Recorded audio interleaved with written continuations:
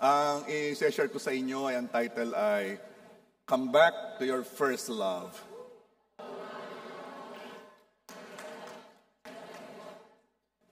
Jesus told the church of Ephesus what to do kapag nababawasan na ang pag-ibig nila kay God. At ito ang sinabi niya, ito ang sinabi ni Jesus, pero nag-start muna si Jesus sa pagpuri sa church na yon, sapagkat marami namang ginagawa na maganda yung church na yon. Simulan natin sa Revelation 2 verse 2. Alam ko ang mga ginagawa ninyo, pati ang inyong mga pagsisikap at pagtsatsaga. Alam ko rin na hindi ninyo kinukonsinti ang masasamang tao. Sinisiyasat ninyo ang mga nagpapanggap na apostol at napatunayan ninyong mga sinungaling sila. So ano makikita natin sa church na ito? Alam ng church na itong salita ng Diyos. They know how to discern the truth from error. Kita rin ni Lord ang paglilingkod ng church na ito. Kita ni Lord ang kanilang patience. Yes, patient ang church. Pero kung inyong mapapansin, ang sinabi din dito ni Jesus, alam ko rin na hindi ninyo kinukonsinti. So, patient ang church, pero hindi siya tolerant. Matyagang nagtitiis, pero hindi nangungonsinti. Ano bang ibig sabihin noon? Hindi pinapababa ng church na yon ang moral standard ng Diyos. Hindi binabago ang salita. Kahit paanong paliwanag ng iba. Parang ganito, ang mali noon ay mali ngayon at mali pa rin bukas. Sige, basahin ko sa inyo yung 1 Corinthians 6 verse 9 and 10. Ang mga hindi matuwid ay hindi magmamana ng paghahari ng Diyos. Hindi ba ninyo alam yan? Parang, ano ba kayo? Di ba nyo gets? Parang ganun. Huwag kayong magpadaya. Ang mga nakikiapid, ang mga sumasamba sa Diyos-Diyosan, ang mga mangangalunya, ang mga bakla, ang mga gumagamit sa kapwa lalaki, ay hindi magmamana ng paghahari ng Diyos. Verse 10, maging ang mga magnanakaw, ang mga mapag-imbot, ang mga manginginom ng alak. Closing prayer na. Ang mga mapanirang puri, ang mga sakim, ay hindi magmamana ng paghahari ng Diyos. Well, ito po yung nasulat noon, yun ay mali noon, mali ngayon, mali pa rin bukas. Ito ang ibig sabihin ng hindi nangungonsinti. Iba kasi ang patient sa tolerant. Ganito yon, matyagang nagtitiis pero hindi kinukonsinti. Parang ganito, tatanggapin ko ikaw at mamahalin ko ikaw kahit pa anong bisyo mo, kahit pa anong lifestyle mo. Ipagpe-pray ko ikaw araw-araw at hihintayin ko ang pagtugon mo sa kilos ng Diyos sa buhay mo. Itong pagkilos na ito usually ay sa paraang ipapakita ng Diyos sa iyo that you cannot live apart from Him. Hihintayin ko na magpasya ka. Yan ang church na patient. Gagawin ko ang lahat para maipadama sa iyo ang pag-ibig ng Diyos sa pamamagitan ng pag-ibig ko. Hihintayin ko na dumating yung puntos na ikay magpasya. Hindian mo na, ayawan mo na ang kasalanan at hingin ang biyaya ng Diyos na mapalapit sa Kanya. Pero, hindi ko ikaw kukonsintihin. Mahal kita, pero don't expect na ibibili pa kita naman ng beer at ipagluluto kita ng pulutan. Hindi kita kukonsintihin kasi mahal kita eh. Don't expect na bibigyan ko ikaw ng lugar sa aking bahay na komportable ka para magawa ang lifestyle mo na hindi naman acceptable kay God. Patient ako pero hindi kita kukonsintihin. Don't expect na pahiramin ko ikaw ng pera para maipag-wedding mo at sabong. Don't expect na magdodonate ako sa pagsamba mo sa Diyos-Diyosan mo. Don't expect na maiaambag ako sa maritesa natin para lalong sumarap ang kwentuhan. Don't expect. Bakit? Ako'y patient, pero hindi ako nangungonsinti. Now, did you get the difference? Mahal kita, ipaglalaban kita hanggang dulo. Pero don't expect naman ako'y mangungusinti. This is the church of Ephesus at siya'y pinuri ng Diyos dahil doon. Pastor naman, introduction pa lamang pagkakabigat na. Hindi nga nagbabago si Lord. Ano pang sinabi ng Diyos tungkol sa church na ito? Revelations 2 verse 3. Tiniis ninyo ang mga kahirapan dahil sa pananampalataya ninyo sa akin at hindi kayo nanghina. Dumaan sila sa pagsubok, kahirapan, baka dumaan sa sakit o dumaan man sa mga mahihirap na sitwasyon ng buhay. Pwedeng ilang beses nabasted, ganyan, o kung ano man, ng sitwasyon. Pero hindi siya nanghina. At kahit may mga tuksong dumaan sa kanya, hindi siya nag-compromise. Walang, sige, pagbibigyan ko kayo ngayon, pero sa susunod, hindi na ha. Walang ganon. Minsan ay pressured ka lang sumama sa kanila, gusto mo nang bumigay sa tukso, pero hindi ka sumuko. Iyon ang sinasabi ni Lord tungkol sa church na ito. Pinupuri ni Jesus ang church na ito. Pero, heto na, may nahalata ang Diyos sa church na yon. Revelations 2 verse 4. Ngunit ito ang ayaw ko sa inyo. Yan na. Kahirap nung yung pupunta sa iyo, yung kay pupurihin muna. Alam mo, okay naman ang ginagawa mo. Maaga kang pumasok, okay naman yon. Kaya lang, yan na. May sasabihin mo na maganda, pero heto na. Pero may nahalataan dyan sa church na yon, Revelations 2 verse 4. Ngunit ito ang ayaw ko sa inyo, ang inyong pag-ibig sa akin, ngayon ay hindi na tulad ng dati.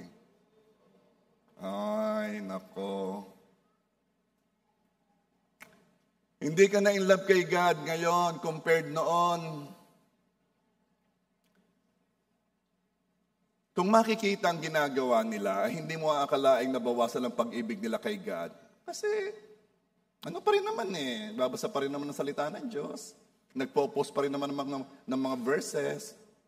Magaling pa rin sila pagdating sa mga doctrines kasi hindi makalusot sa kanilang style ng mga fake na nangangaral ng salita. Strict pa rin naman sila sa mga utos. At parang hindi naman sila nagko-compromise. Pero alam ni God na ang pag-ibig nila sa Kanya ay hindi nakatulad ng dati. At itinuro ng Diyos kung ano ang dapat nilang gawin. Yun ang maganda. Alam mo si Lord, hindi naman siya nagsasabi lamang ng what Sinasabi rin niya ang how. Hindi niya sinasabi lamang kung ano ang sitwasyon mo. Sinasabi niya, ito ang dapat mong gawin. Number 1, alalahanin ninyo kung gaano kayo nanamlay sa pananampalataya. Galing ito again sa Revelations 2 verse 5. Alalahanin ninyo kung gaano kayo nanamlay sa pananampalataya. Magsisi kayo sa mga kasalanan ninyo at gawing muli ang dati ninyong ginagawa. Kung hindi, pupuntahan ko kayo at kukunin ang inyong ilawan. So ang una, alalahanin ninyo kung gaano kayo nanamlay sa pananampalataya.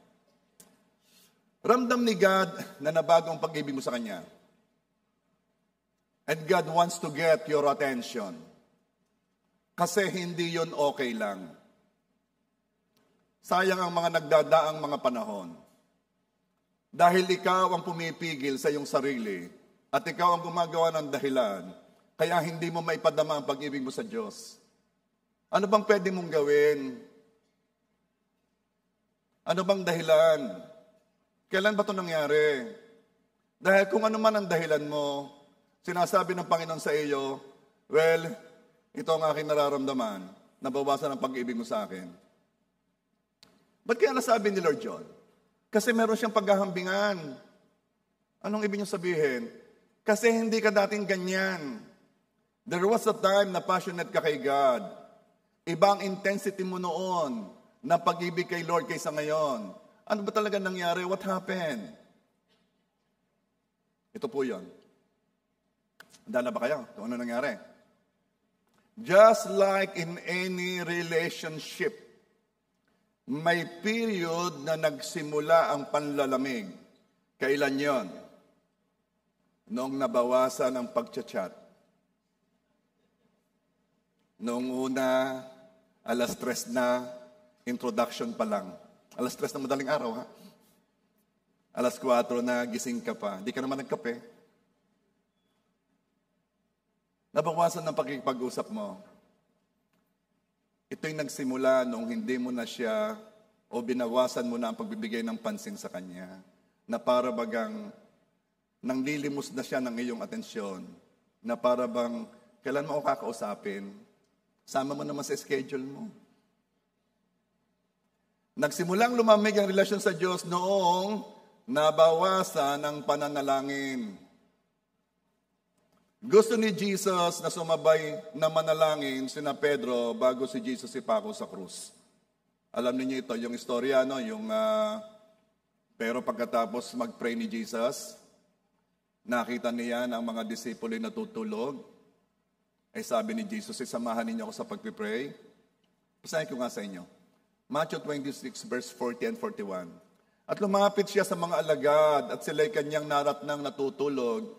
At sinabi niya kay Pedro, sa makatuwid, hindi ninyo kaya makipagpuyat sa akin ng isang oras? Isang oras lang? Inuubos mo ang Netflix? Inuubos mo ang episode? Tinatapos mo ang series? Isang oras lang, di ka marunong makipagpuyat sa akin? Verse 41, kayo'y maging handa at manalangin upang hindi kayo madaig sa tukso. Ang espiritu ay tunay na nagnanais, subalit ang laman ay mahina. Alam ni Jesus na daraan sa matinding pagsubok ang mga disipulo. Ipapako siya sa krus eh. Alam niya manghihina ang mga disipulo. Kaya gusto ni Jesus na manalangin sila. Pero anong ginawa nila? Natulog. Pag nakatulog ka sa spiritual, magigising ang dating ikaw. Pag ang pananalangin ay nawala, lalabas ang dating pamumuhay. Walang kalakas-lakas lumaban sa mga pagsubok o sa mga pagdiliglig ni Satan. Ito ang inyong tatandaan, ha? Bago nanlamig ang Christian, ang unang nanlamig ay ang kanyang prayer life. Hindi talaga pwedeng hindi nagpe-pray. Church, hindi pwedeng hindi nagpe-pray. Meron ako tinuro sa inyo na morning prayer. Sino gumagawa noon? Okay? Salamat sa 30. Alam kong yun kung hindi ka nasanay ay mahirap. Pero intentionally gawin mo. Intentional gawin mo. Hanggang sa maging habit yan. Para lang yung pagsisipilyo. Di ba hindi ka makalis ng hindi nagsisipilyo? Hindi po. Para yung habit, pag nasanay ka, may kulang. Ganun yon. Ang sabi nila, it takes 21 days daw na sunod-sunod na nagawin para maging habit. Hindi ko yun sure ano? Pero sa simula, na hindi ka sanay, gawin mo intentionally hanggang sa maging parte na ng iyong sistema. Hindi talaga pwede, Christians na hindi nananalangin. Sorry ha, alam ko ang pagkagising sa umaga, ang dami nating mas gustong gawing una. Pero sorry, wala talaga ditong shortcut. You have to pray. At tanggapin mo yung bagong biyaya sa bagong araw. Are you there? Kaya huwag kayong magtataka kung bakit kahina ng spiritual ko. Bakit kakahina ako sa pagsubok? Ako naman nakikinig ng preaching pag Sunday. Oo nga, pero ang kailangan mo yung araw-araw na makikipag-usap sa Panginoon. Araw-araw na matanggap ang pag-ibig niya. Are you there? Alam ni Jesus ang daraanan ng mga disipulo. Kaya sabi sa Lucas 22 verse 31 and 32, Simon, Simon, narito, hiningi ni Satanas na ligligin kayo gaya ng trigo. Hindi niyo napansin? Pedro ang pangalan ni Simon pero dito, ibinalik ni Jesus sa Simon, Simon. Kasi hindi nagpe-pray Pag hindi ka nagpe-pray, nabalik ka sa dating ikaw. Simon, Simon, ako si Pedro, hindi kay si Simon. Bakit? Hindi ka nagpe-pray dating ikaw yan. Simon, Simon, narito hiningi ni Satanas na ligligin kayo gaya ng trigo. Subalit, verse 32, ako'y nanalangin para sa iyo upang ang iyong pananampalataya ay huwag mawala. At kung makabalik ka ng muli, ay palakasin mo ang iyong mga kapatid. Hindi ka nananalangin. Simon, hindi ka nanalangin, kaya ako ang nanalangin para sa iyo. Yun ang sabi ni Jesus. Hindi napansin sabi dito, kung makabalik ka ng muli, palakasin mo ang iyong mga kapatid. Yung mga malalakas sa espiritu, yung mga passionate diyan, ha? Ipag-pray mo yung mga nag-backslide. Ipag-pray mo yung mga dahil wala silang habit ng pagpe-praise sa umaga, naliglig ng kaaway. Ipag-pray mo, bakit? Ikaw ang malakas ngayon eh. Kaya yun ang sabi ni Lord kay Simon, Simon, pinag-pray kita para pag ikaw ay malakas na, ipag-pray mo naman ang iba. So, makikita natin dito na nagsimulang lumamig ang relasyon sa Diyos noong nabawasan ng prayer. Wag na kayong magtanong, bakit yan nagkaganyan? Ba't yan nagkaganyan? Alam ko na sagot. Alay, tumigil yan ng pananalangin. Oh, okay. Ano pinag-uusapan natin dito? Nabawasan ng pag-ibig. Yan na. At ako'y nagbibigay ng mga ilang reason kung bakit ito nangyayari. Ang una nga ay nabawasan ang prayer, padalwa. Nagsimulang lumamig ang relasyon sa Diyos dahil maaaring natisod. Wala dito noon, ano?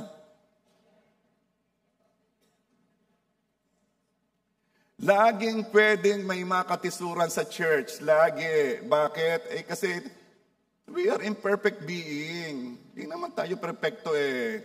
Lahat tayo dito'y broken. Laging... Pero ito, pwede kang hindi matisod kung hindi mo aapakan. Ano ibig ko sabihin? Huwag mong personalin. Huwag mong iyuhin. Ba't mo ka pinapersonal? Don't let the words or the actions of people get inside you. Lockdown mo ngayong taon ang nakatisuran mo last year. Lockdown mo sa 2024 ang nakatisudan mo noong 2023. Are you there? Don't let offense keep us away from God. Okay. Hindi ko ito malimutan kasi naranasan ko ito eh. High school ako. Ako ay grade conscious. Ako ay naghahabol lagi sa honors. Ayun, walang recitation ha. Ano lang yun? Saritan lang yun. Di ako nag-recite eh.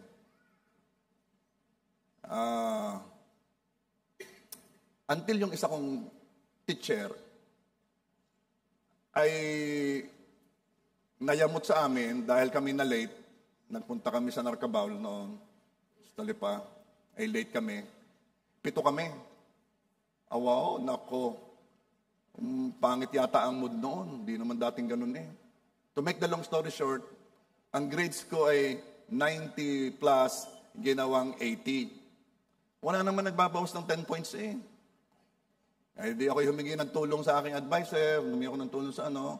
Grade conscious nga eh. Parang si Reniel. Okay.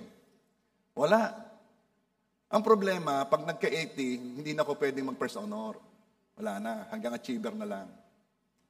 Alam mo dahil doon, ako'y na-offend. Ito ang naging dating sa akin. Wala palang dating kahit ako'y magsipag sa pag-aaral. Yung laging sinabi ng magulang ko noon, ako'y mag-aaral, sinabi ng teacher ko mag-aaral, wala palang dating yon. Kapag merong isang taong ikaw ay ibabagsak for whatever reason. Hindi ako binagsak ha, pero hindi ko na-reach yung grade na kakailanganin ko para maging first honor. So, ano yung ginawa ka? Bumarkada na ako. Ay, yung paligayanan din lamang, hindi na ako nag-aarba. Basta makapasa na lang. Dahil lang doon, I was offended. Dumating na yung 4th year, gagraduate na. Naku, binibigyan na ng award yung mga, yung may mga Latin, yung may mga, hindi naman Latin, hindi naman pang ano eh. Basta napunta sa stage. Sabi ko, kayang-kaya ko yun eh. Kayang-kaya ko yun. Pero hindi, kasama na ako ng mga barikero ngayon. Kasama na ako ng mga Dahil ako'y natisod. Ito ang problema sa natisod eh. Ikaw ang talo. Ulitin ko dahil baka hindi mo magets. Ito ang problema sa natisod. Ikaw ang talo. Yung nantisod sa iyo, ayos pa eh. Walang pakialam. Kaya kung ikaw ay may naka-offendan o ikaw ay mayroong dalahin, gawan kung sino man, ayusin mo ang sarili mo. Talo ka eh. Hello?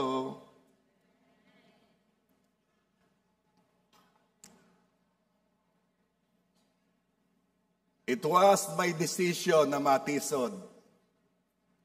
I let an action of an imperfect person affect me. Hinayaan ko yon. At hindi natin may dahilan sa Diyos na a certain person, a certain so-and-so, cause you to fall out of love sa Kanya. Lord, kaya kasi nabawasan ang pag-ibig ko sa iyo, gawa nito eh. Sabi ni Lord, ba't naman ako kinakasali din yan? Ba't naman ako sinama mo? Kaniho, ako talaga in love sa inyo. Gawa lang ng mga yan. Isipin ninyo what we're doing.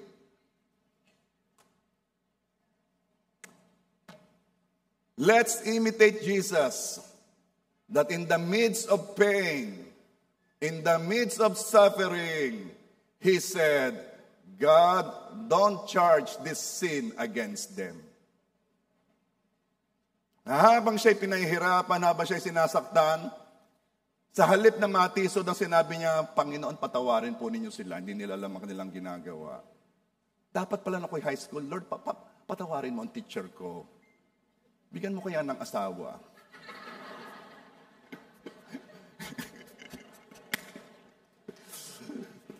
Sa halip na ipag-pray ko, ay nakatisuran ko. Mali.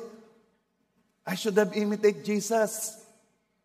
Kasi basta ginaya mo si Jesus, panalo ka. Hindi dinibdib o hindi pinersonal ni Jesus ang sinabi o ginawa ng mga tao sa Kanya. Mark 15:29 and 30. Nilait siya ng mga dumaraan. Habang nakapako si Jesus, hirap na hirap na. Umiiling sila at na nagsasabi, Aba, gigibain mo ang banal na dako at sa ikatlong araw ay itatayo ito? Dahil sabi ni Jesus, sinasabi ko sa inyo, masisira ang templo, pero ito ay pagkatatlong araw ay itatayo muli. And Jesus was talking about himself, na siya'y mamamatay at pagkatatlong araw may mabubuhay na maguli. Hindi na naunawaan ng mga tao. At heto na mga manlilibak. Aba, gigibain mo ang banal na dako, sa ikatlong araw itatayo ito. Verse 30. Iligtas mo ang iyong sarili. Bumaba ka sa krus. Napakadami mga tao, hindi alam ang kanila sinasabi. Alam nyo, sa mga sitwasyon na isipin mo ipag-pray mo yung bawat araw, isama mo sa prayer na, Lord, make me a blessing. Dahil baka hindi ko sinasadya, sa halip na ako'y pagpapala, ako'y sumpae.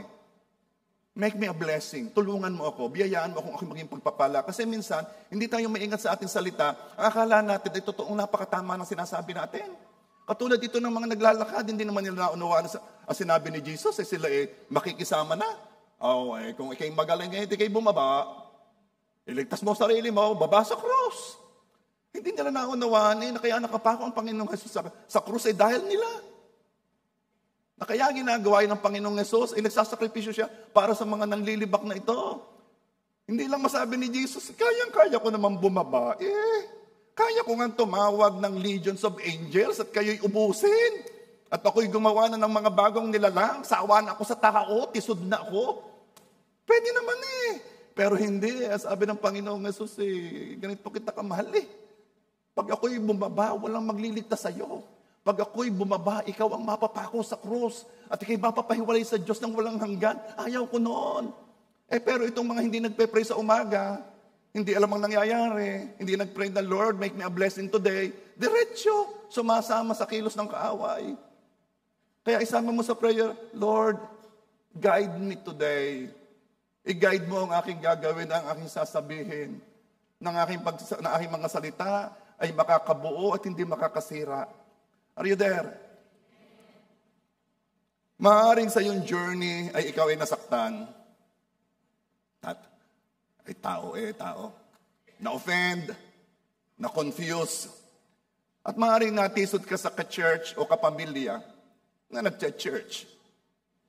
Please, don't use it as an excuse to sacrifice your destiny, to sacrifice your future. Huwag mong isakripisyo ang relasyon mo sa Diyos dahil sa sinabi o ginawa ng sino man, kung siya man ay churchmate mo. Huwag mong isakripisyo ang magandang plano ng Diyos sa iyo dahil sa disappointment mo sa iba. Kasi napakaganda ng destiny mo para ipagpalit lang sa offense. At ano ang panlaban sa offense? Ano ang panlaban sa tisod? Sino makakasagot?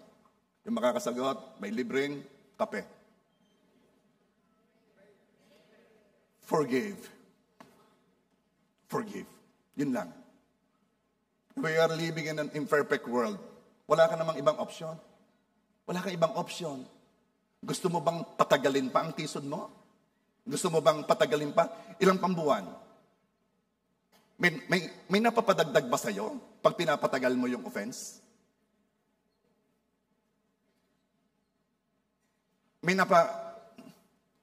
Does it benefit you? I pray, hanggang ngayon na lang yan. Hanggang ngayon na lang yung offense. Are you there? Ano ang panlaban o ano ang sagot sa tisod?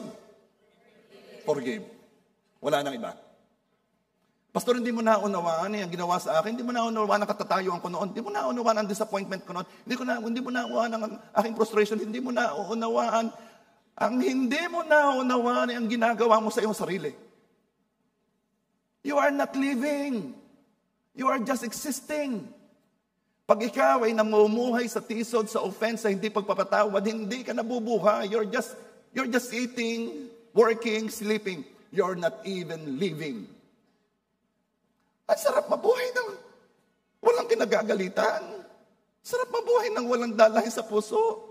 Ang sarap mabuhay ng ikaw ay may peace. Sino dito ang may kapayapaan na siya'y may kinagagalitan at siya'y may kapayapaan? Sino? Bakit? Deliverance kita. Enjoy ka na may kagalit ka. Enjoy ka na may kinatitisuran ka.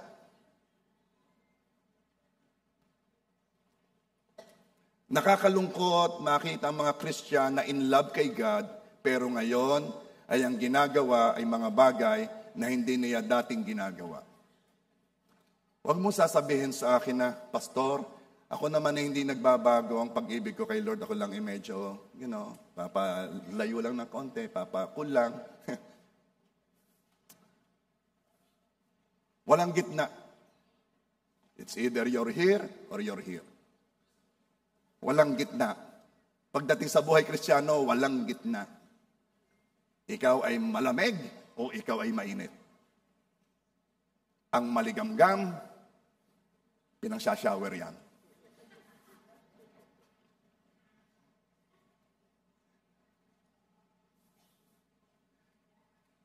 Hindi naman, Pastor, nababago ang pag-ibig ko sa Diyos. Well, kung hindi, makikita yun sa bunga. Mukha pa nga lamang, alam ko na. Bakit? Kasi noon, hindi ka ganyan. Noon, bawat salita sa iyo, ngumingiti ka. Para bagang pagkain sa espiritong gutom na gutom kang kumain ka. Pero ngayon, talsik na ang laway ko sa pagpiprawata. Wala ka lang. Uy, in love ka kay Lord. In love ka talaga. Bawat salita sa iyo ay pagkain ng espiritu mo. And then you will tell me, hindi nagbabago ang pag-ibig mo kay Lord. Come back to God. Come back to God. Don't let what people did to you or against you dictate your path. Come back to the path of righteousness and reach your God-given destiny. Bakit ang pagsasabi ko ay mayroong sense of urgency? Nangihinayang ako sa panahon eh. Akala mo kasi ang panahon mo ay walang katapusan dito. Sayang ang nasasayang na oras na hindi ka in love kay God. Sayang. Okay.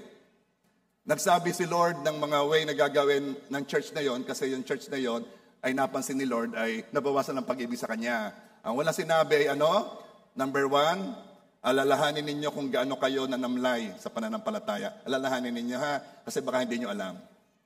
So ang sunod, again, Revelations 2 verse 5. Alalahanin ninyo kung gaano kayo nanamlay sa pananampalataya, magsisi kayo sa mga kasalanan ninyo. Wow. Basta pala ikaw nababawasan ng pag-ibig, may kasalanan doon, may nangyari doon. May nangyari doon. Kaya number 2, magsisi kayo sa mga kasalanan ninyo. May katangian po ang kasalanan. May katangian ang kasalanan. Hindi ito titigil hanggat hindi nararating ang dulo. Never think na moderate ka lang. Sa pamalmalagi yan. You will be amazed kung saan ka dadalhin ng kasalanan. Akala lagi ng mga nagkakasala ay kaya niyang i-manage, kaya niyang i-handle ang kasalanan. Konti lang naman. Diversion lang. Moderate lang. Alam ko kung saan ako titigil. At mamaya pa bakit ko nagawa yon? Yan ang nagsimula sa konti lang. Ang sunod, bakit ko nagawa yon? Why? Yan kasi ang katangian ng kasalanan. Hindi ang titigil hanggat hindi nadadala sa pinakadulo. Sin has a numbing effect. Dati ay holy fire, pero ngayon ay strange fire. Dahil nasasanay na, hindi na namamalayan ang apoy na meron siya ngayon, hindi na apoy sa pag-ibig sa Diyos, kundi apoy sa paghabol sa pleasure ng mundo. I am not against that, please. Don't get me wrong. Travel is good. Boracay is good. Palawan is good. Baguio is good. Europe, travel, it's good. Taiwan, good. This is what is not good. Kapag yun na, lahat ang laman ng puso mo. Eating is good. Dine out. Look for other restaurants. Let's do this. This is fun. This is clean. This is clean fun. Walang kasalanan dito. Yes. Pero itong mangyayari, I'm telling you, hindi mo alam, iba na ang hinahabol mo. Pag nagsabi ka ng verse, ang sasabihin mo, menu. Sige nga, anong naalala mong verse ngayon? May piso sale sa Cebu Pacific. Kasi, depende sa hinahabol I have nothing against those things. I do that. Ako'y napunta doon. Pero honestly yung saya ko doon naman hindi naman yung tipong laway na laway. Thank God for those benefits. Pero, mas masaya ako pagka ako nag-aaral na ng salita ng Diyos. Mas masaya ako pagka ako nakakakuha ng revelation. Kung wala yun, papasalamat ako naging pastor Kasi lagi akong dapat magbasa Wala akong maituro sa inyo. Dapat lagi akong mag-meditate Salamat at doon ako dinala ni Lord. Bakit?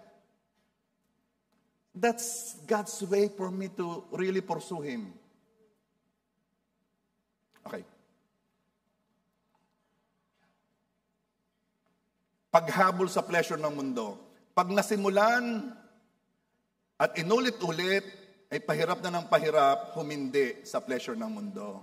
Mamaya, you are willing to sacrifice your Sunday, you're willing to sacrifice your prayer day, you're willing to sacrifice the spiritual activities for the sake of pleasure. Matthew 24 verse 12. And because lawlessness will abound, the love of many will grow cold. Ito po ang mangyayari sa last days. The love of many will grow cold. Sino itong sinasabihang ito? Hindi ito sanlibutan Ito'y Christian. Dahil ang sanlibutan in the first place, they're not loving God because they don't know God. Ito'y Christians, the love of many will grow cold. This is a warning to us. Tingnan mo ang iyong sukatan ng iyong pag-ibig kay Lord.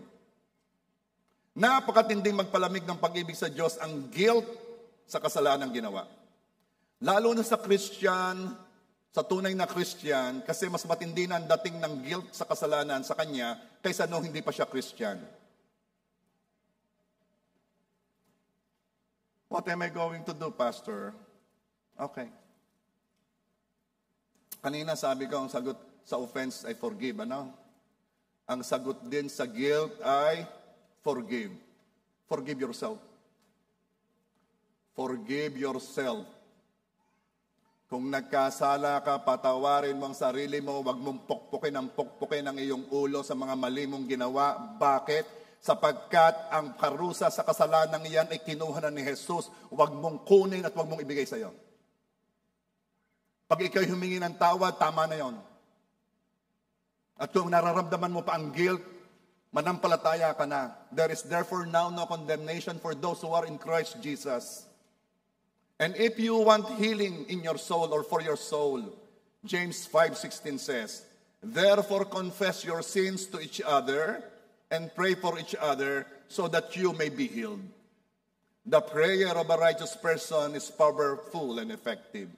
Kapag ikaw ay nakakita ng isang Kristiyano, na pwede mong pagsabihan ng iyong mga inner, yung mga bagay na hindi mo pwedeng sabihin sa iba. At nakakita ka ng isang Kristiyano mapapagkatiwalaan na mahal ka at ipagpe-pray ka, nakakita ka ng ginto. Huwag mo nang alpasan yon. Supposed to be, yan ay asawa mo. Kung ikay may asawa na. Supposed to be, kayo'y iisa. Kayo'y nagpapalakasan. At yung itong isang asawa ay may nagawang mali, ang iyong sasabihan para ang iyong soul ay gumaling, ay ang iyong asawa at magko-confess ka sa kanya. Ikaw namang asawa na pagko-confessan, ayusin mo naman ang iyong emosyon. May nagsabi sa akin, ako po ay nagtapat sa asawa ko, ano nangyari?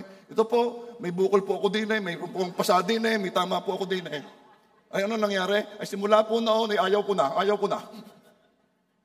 Asawa, kapag naglakas ng loob sa iyong asawa mong magtapat sa iyo, hingin mo ang biyaya ng Diyos na maging ikaw ito. Ano yon? The prayer of the righteous person availeth much. Yang iyong kung sino man yan, ay yan ay kailangan ng healing ng kanyang soul. Sapagkat siya'y kinakain ng guilt, kailangan niya ng merong pagtapatan. At ikaw yon. At pag sinabi niya, wag mo siyang aawayin, wag mo siyang susumbatan, sapagkat ikaw man ay hindi perpekto. At siya ipag-pray mo, sapagkat siya'y nangangailangan ng healing, at ikaw ang kanyang sinabihan. Are you there? Na kung ikaw naman walang asawa, maghanap ka, ba yan? Kung ikay walang asawa, ay sa iyong life group leader. At ikaw naman life group leader, ay be responsible enough, ha? Ikaw ay life group leader, hindi ka marites leader. Ha? Gagawa mo yan? Sandali. Alam mo, ang pinag-awayan nila, prenuptial agreement.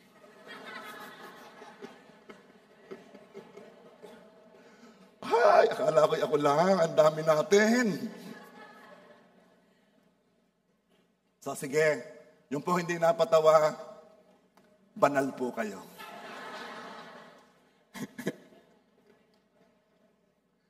Repent and surrender to God again. As you surrender, you will experience the love of Jesus once again. Huwag nang gawin ang mga nagpalamig ng relasyon. If the enemy is trying to condemn you based on your sin, ignore him and run to the cross. Yan ang benepisyo ng cross. Yung pinanampalatayanan mo na ang ginawa ng Panginoong Jesus ay para sa iyo, yun ay kumpleto, sapat yun. Binayadan niya at nilinis ang kasalanan sa iyo, nilinis na kahit 0.0000 gram ay wala na. Linis na linis. Run to the cross. Because the enemy cannot condemn you. The enemy cannot put the blame on you anymore because kinuha na ni Jesus yan. Walang pwedeng mag-put down sa iyo dahil sa kasalanan mong ginawa. Wala. Sapagkat ang haharap sa kanila ay si Jesus. At sasabihin, kulang pa ba ang ginawa ko? Kulang pa ba? Hindi po. O siya, mag-ayos ka. Ginawa ko yan para sa kanya. Ginawa ko rin ito para sa iyo. Love your neighbor. Kung paano ko kayo minahal. Alam mo kapag nagsisimula ka na mag-isip ng hindi maganda sa iyong ka-churchmate o kung kapamilya mo, kung sino man, itong iisipin mo ha. Si Jesus ay namatay din para sa kanya. Hindi lang sa'yo. You are not better than Him. Pantay ang pag-ibig ni Jesus sa inyo. Are you there?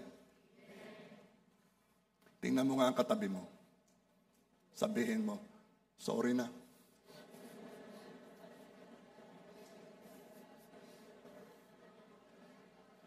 Hoy.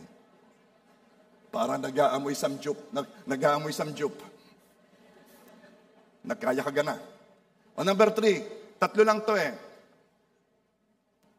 Este 4 pala. Revelations 2 verse 5. Alalahanin ninyo kung gaano kayo nanamlay sa pananampalataya, magsisi kayo sa mga kasalanan ninyo, at gawing muli ang dati ninyong ginagawa. Number 3, gawing muli ang dati ninyong ginagawa. Kaya sinabi ni Jesus na ang inyong pag-ibig sa akin ngayon ay hindi na tulad ng dati, kasi kita ni Jesus ang puso nila eh. Kaya ang sabi sa kanila, gawin ninyong muli ang dati ninyong ginagawa.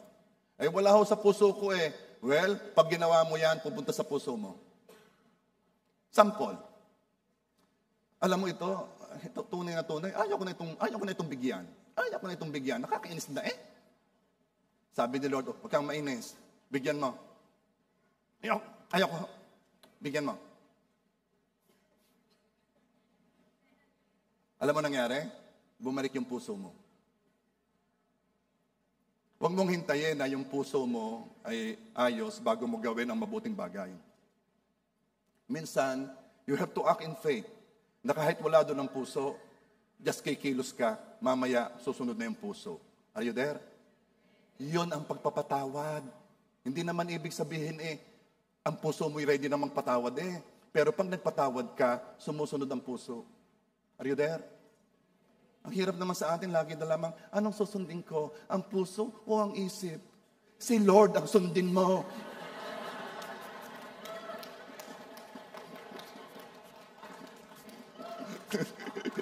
Mali kasi ang pinamimilian mali.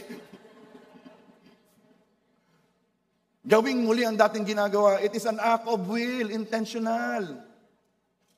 Ano yon? Balikan mo yung dati mong ginagawa. Noon may devotion time ka. Meron kang mga verses na sinusundan everyday. Kita nyo, napa-omis ka. Bakit? Tingnan mo kung ano ngayon ang laman ng iyong mga yung susunod na sale sa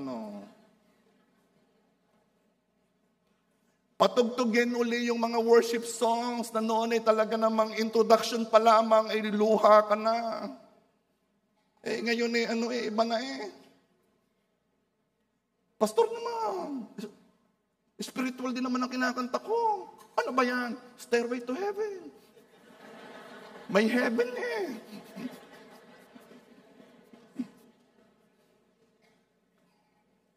Patugtugin mo muli yung mga worship songs mo, lalo na yung may mga meaning sa'yo. Pakinggan mo muli yung mga preachings na noon ay pinaiyak ka. Bakit? Most likely, paiiyakin ka na naman ni Lord doon. Magugulat ka, nandun pa rin ang anointing, nandun pa rin ang pangungusap ni Lord. Kahit napakinig mo na. And then, don't forget the more. Napag-alaman ko yung palang more sa sign language yung ganito. Totoo ba yan? Sino yung marunong? More. Natutunan ko sa aking apo More. Now, meron sasabihin sa inyo. Ano nga ito? Worship. Pray. Listen to the word.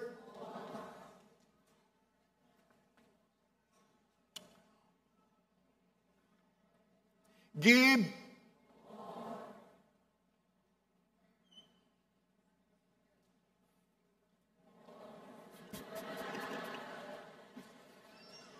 Ano ang ginagawa mo nung mainit ka kay God? Wala naman akong ganun, sobro. Sino yung nag-more na yun, ha?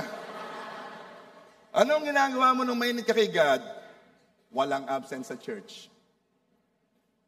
Kahit ako'y nasa labi, pastor, basta ako'y nandito sa church, maamoy ko lamang po ang church.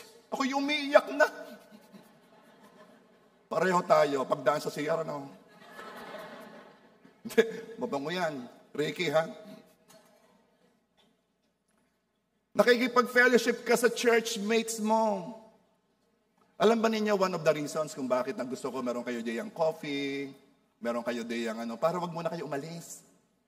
Para sa mahumi kayo, meron pagsimulan ng inyong conversation. Uy, di mo napasin ang kaping ngayon? Black Sadya naman black yan. Hindi, gusto ko lang magsimula ng kwentuhan. Para naman kayo tumagal-tagal pa.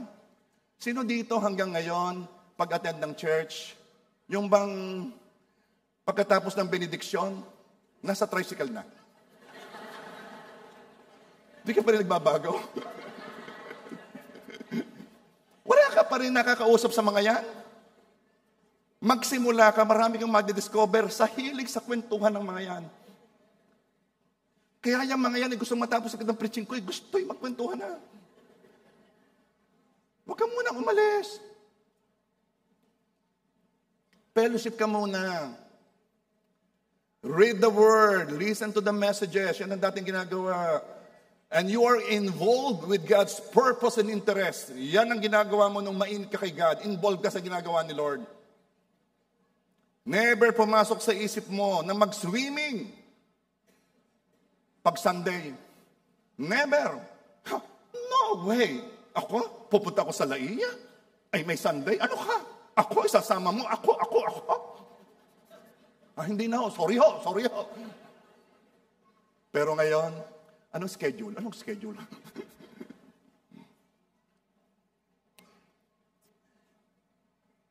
Never na nagsabi ka na, Pas, sa online na lang ho ako. Okay, ganito yun ha. Okay lang yung mga nasa online kung talaga naman hindi ka makakapunta dito, Kung ikaw ay malayo, pero gusto ko sabihin sa iyo, merong umaattend dito ng taga-Timonan, 3 oras ang biyahe. O sino mas matagal pa sa 3 oras? Taas ang kamay. Ako ho, bakit? Ako ho'y tumigil sa palengke, tapos hindi ganoon. Yung talagang Ano ibig sabihin? Kung ang reason mo ay malayo, ay pwede naman. Pero of course, alam mo naman ang reason eh. Ang reason ay excuse.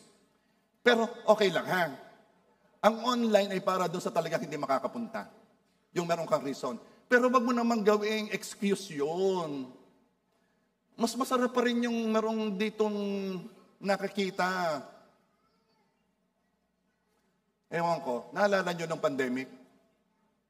Marami sa inyo nagsabing sabik na sabik mag-church. Sabik na sabik.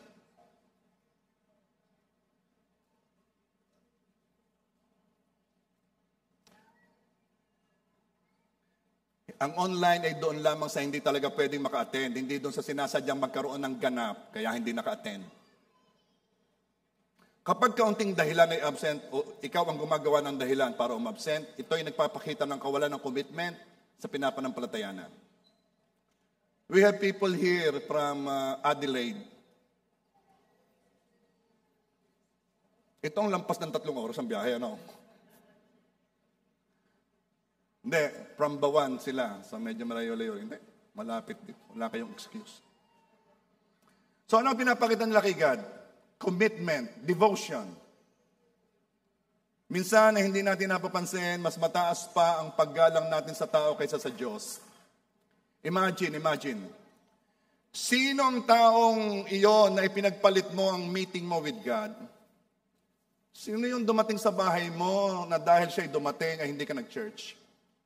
Talagang napakataas ang paggalang mo sa tao compared sa paggalang mo kay Lord. Sino man yun na mismong opportunity to worship with your brothers and sisters in Christ? God is receiving something different kapag naririnig niya ang papuri ng kanyang mga anak ng sabay-sabay. We don't know what message we are giving others by our lack of commitment pagdating sa church attendance or fellowship with churchmates. Ito mabigat eh. Gagayahin niya ng ating mga anak. Gagayahin niya ng iba o people under our influence. Gagayahin nila ang ating init sa Diyos o ang kawalan natin ng init sa Diyos. Gagayahin nila. Huwag mo sasabihin sa iyong mga anak, oh, mga bata, mag-church kayo, kung hindi naman nakita sa iyo. Gawin muli ang dati mong ginagawa. Tayo bahagi ng katawan ni Kristo.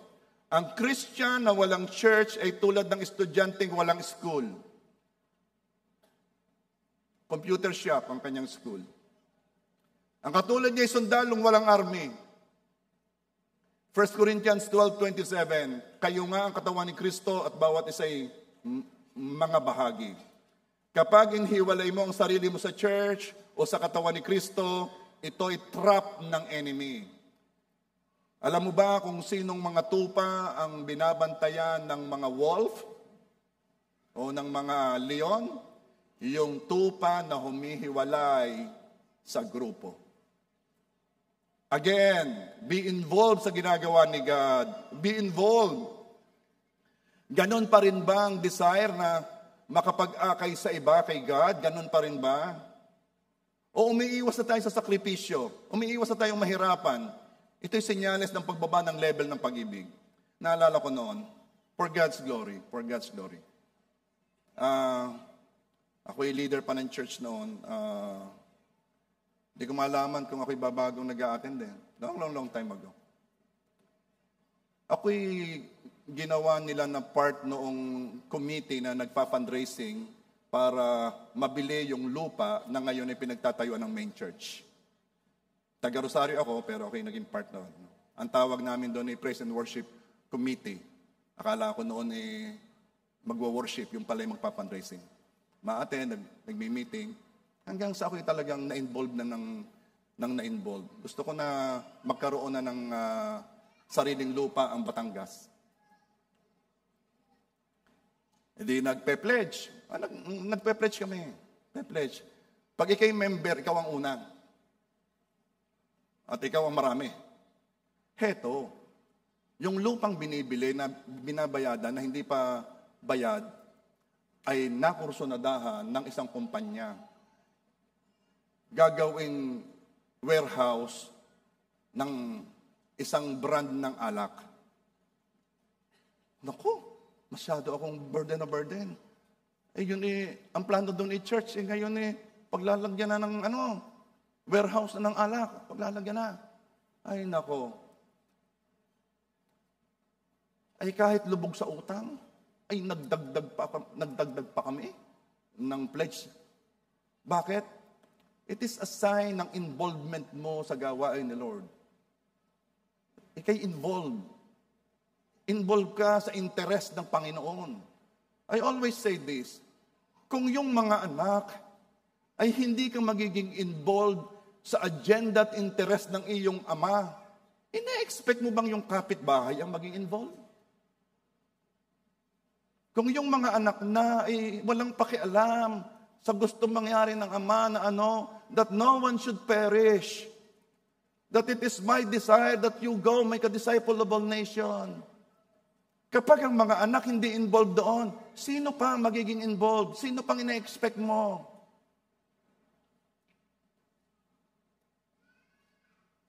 At nakikita doon ang level ng pag-ibig mo kay Lord. Kailan ka umayaw buhati ng cross?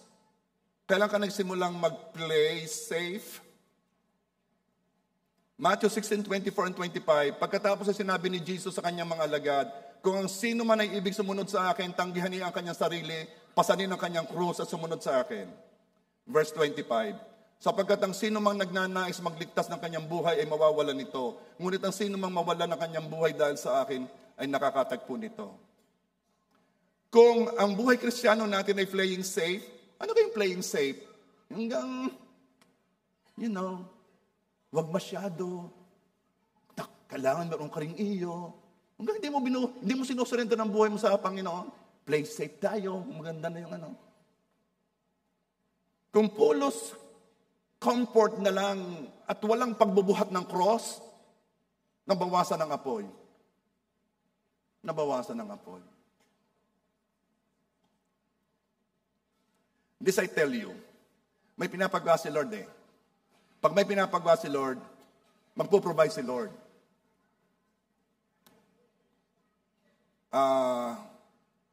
Magugulat kayo. dahil ako'y nagugulat na masaya. Kung paano kumikilos si Lord. Merong magme-message sa akin, sasabihin, Pastor Reb, ano po, meron pong cheque dito. Hindi ko po madala dyan, kung makukuha na lang po ninyo, kung meron po kayo masusugo. Nasa isip, hindi ko naman siya kilala. Hindi ko siya kilala, sino ba to? Ano ba yon? Ay, di ba nga ilang araw pa? Totoo ba to? Hindi ko naman masabi, magkano ga yan? Baka naman ang pamasahe ko lang pa magkapito. Patawad. Siyempre, nag-iisip ko. And then may sinugo nga, sige na, Pastor BJ at Pastor Dexter, magpunta kayo doon sa Ay, medyo, tingnan ninyo ha. Be gentle as a dove, but be wise as a serpent. Tingnan ninyo, baka yan alam ng mga sa panahon ngayon, mga scam na ganyan. Papakita sa iyo, mga pera, mamay pag nakita mo, ay papel na. Nabudol pala. Cut. Alam mong binigay, hindi ko kayo inaasahan. Laki. Hindi nga nag-a-attend dito Then meron din uli, Reb, ito po pledge ko sa Hindi ko inaasahan, ang laki. Alam mo ba, hindi sila uma-attend dito? So what is your point, Pastor? Hindi mapipigilan ang kilos ng Diyos. May pinapagawa tayo, amen ba? Minsan naman isilipin ninyo yung likod. Yun po'y nasa detalyihan na kami, maraming nag-o-offer na, hindi pa lang kami nag-meeting kung paano aming gagawin. This is my point. Basta may pinapagawa si Lord, may provision si Lord. Pero itong ayaw kong mangyari. Ma-miss ninyo yung opportunity na maging involved sa pinapagawa ng inyong Ama. Huwag ninyong i-miss. Be involved. Are you there? Hindi lang sa ganon. Be involved sa pag-iimbita. Be involved sa pagdating diyan, pag-aaruga. Be involved sa pagbibigay sa kanila ng good experience, lalo't first time. Okay, sino yung first time from Lipa ba? Taas na kamay ng mga kasama ni Sister Sheila. Yan po. Sige po. Makikita yung nga. Lahat. Yan po. Ako po ay nag-imbita ng 14 ang kasama. Glory to God. Thank you. Be involved sa pag-iimbita. Be involved sa pag-share ng word. Okay? At pag inimbita mo, responsibilidad mo sila. Ha? Hindi yung, naimbita na kita ha? Bahala ka sa buhay mo. Be involved. Doon nakikita kung ang pag-ibig mo ay hindi nababawasan. In conclusion,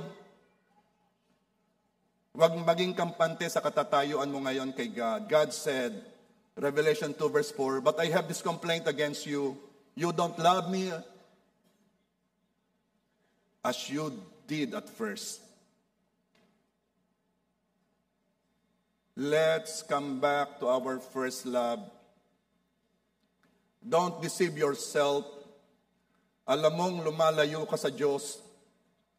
Alam mong may pinupurso kang ibang uri ng pamumuhay at alam mong hindi godly yon.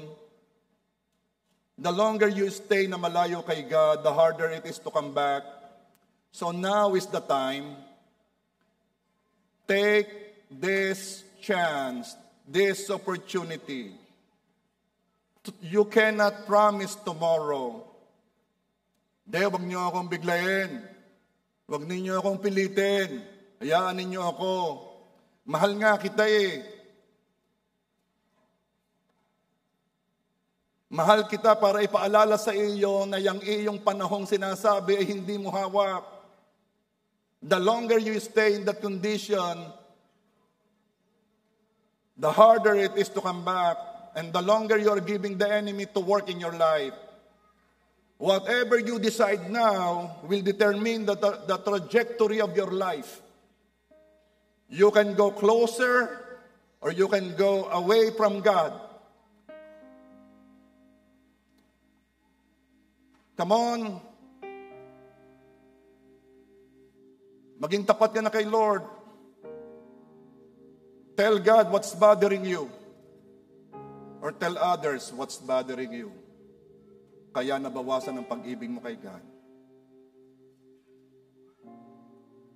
It is your life, not anybody's.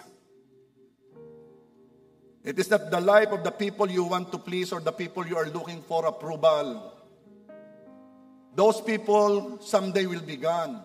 Mawawala sila. And then mag-iisa ka na wondering why you live that way. Why you live letting yourself be affected by what they did to you. You will wonder, ba't ko ba hinayaan? Maapektuhan ako nila. Pag yung mga taong yun ay nawala na, bakit ko hinayaan? Maapektuhan ako nila. You have only one life to live. Live it for God. At ang sabi ni Lord, napansin ko, ang pag-ibig mo sa akin ay hindi nakapareho ng dati. Oh, I pray, hindi ikaw yon. Pero kung ikaw yon, I pray, sa araw na ito, babalik ang pag-ibig na yan. Amen? Savior of my soul, Come on, let's stand up, please. I confide in you through all my darkest moments. In you I find my peace, my comfort when I'm weak. I trust in you through storm and raging sea.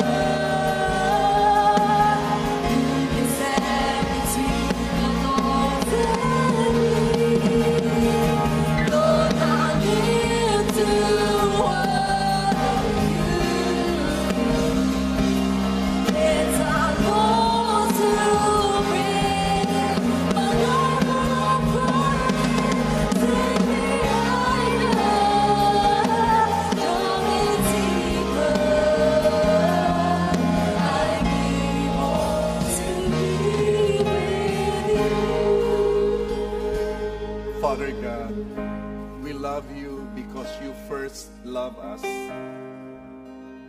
And it is my prayer, Lord God, that you love us. You love us more. Let us feel your love more, Lord God. Let us feel your love more.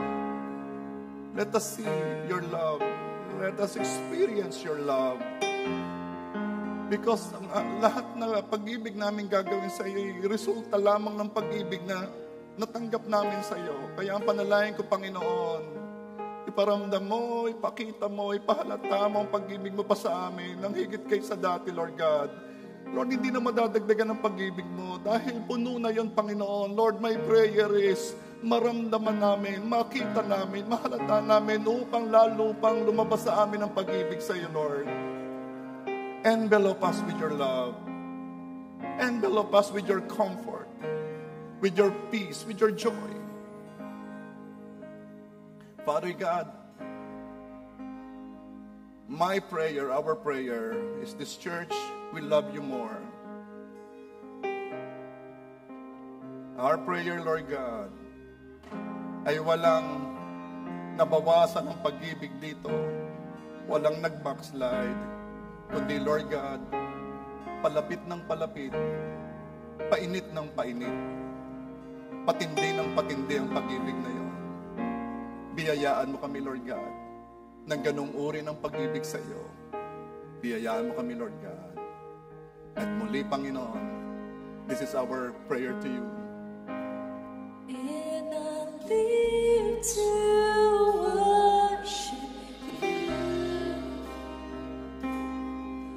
my Jesus, you're the only one for me.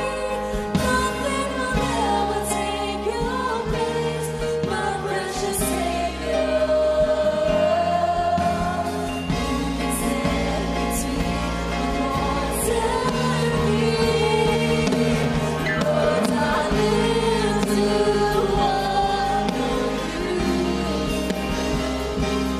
and I long to bring my life offering. Take me higher, draw me deeper. I give all to be with you. And I live to worship you, my Jesus, you're the only one for me. Nothing will ever take your place, my precious Savior. You stand between the Lord and me. Lord, I live to worship you, and I long to bring a living offering. Take me higher, draw me deeper. I need more to be with you. Thank you, Father God. Thank you for your love. Thank you. This we pray. In Jesus' name.